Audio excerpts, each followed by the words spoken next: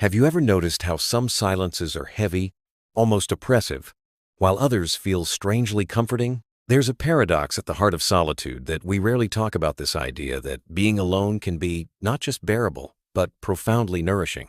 Now you might be thinking, isn't solitude just a fancy word for loneliness? But let's dig deeper. Neuroscientists tell us that our brains respond to solitude by shifting from the default mode network, basically the autopilot of social noise, to the introspective circuits that spark creativity and self-reflection. It's like switching from rush hour traffic to a quiet, open road. I remember a winter evening, sitting alone without a phone or agenda, and feeling an unexpected sense of fullness, as if the absence of noise made room for something more honest to emerge. This isn't just poetic, it's supported by research from the University of Virginia, where participants reported increased emotional clarity after structured periods of silence. So, is it possible that solitude isn't what's missing in our lives, but what's actually been crowded out? Let's get real.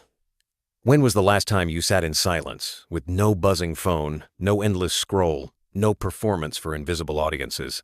In a world obsessed with dopamine loops, those digital rewards that hijack our attention, solitude has become something we avoid. Psychologists call this continuous partial attention, and it's as draining as it sounds. Our social cortex, designed for meaningful connection, gets overwhelmed by superficial chatter. Think of it as running an engine in first gear all day. But here's the conflict. When we finally step out of the noise, there's a withdrawal, almost like missing a drug. Why do I feel anxious when it's quiet, you might ask?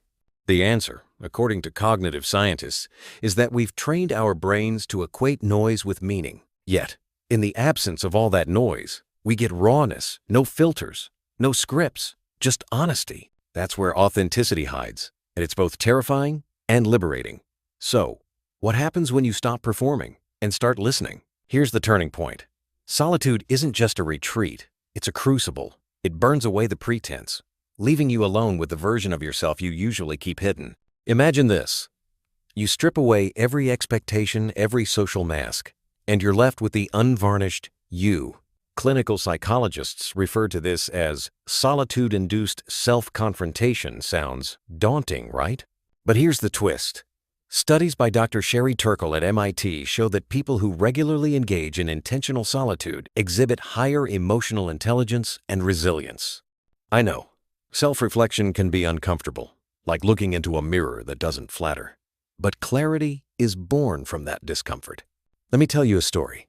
A friend once told me that in her loneliest hour, when the world was silent, she discovered the courage to pursue the life she actually wanted, not the one she thought she should want. That's the magic. Solitude isn't a void, it's an invitation to meet yourself unfiltered. The question is, are you willing to accept? So, where does all this leave us? If solitude is a space for honesty and growth, how do we use it instead of fearing it? The answer, surprisingly, is intention. Mindful solitude, deliberately carving out moments of stillness, acts like a reset button for the mind. Think of it as a software update for your emotional operating system. Emerging research in positive psychology shows that even 10 minutes a day of silent reflection can reduce stress, biomarkers, and boost creative problem solving. Now, you might be skeptical. Will sitting alone really change anything for me? But ask any artist, any thinker, any leader, they'll tell you. Their best ideas came not in the noise, but in the quiet. The resolution is simple but profound. Solitude isn't about escaping the world. It's about re-entering it with a clearer sense of who you are. And maybe, just maybe, that's where the real magic begins.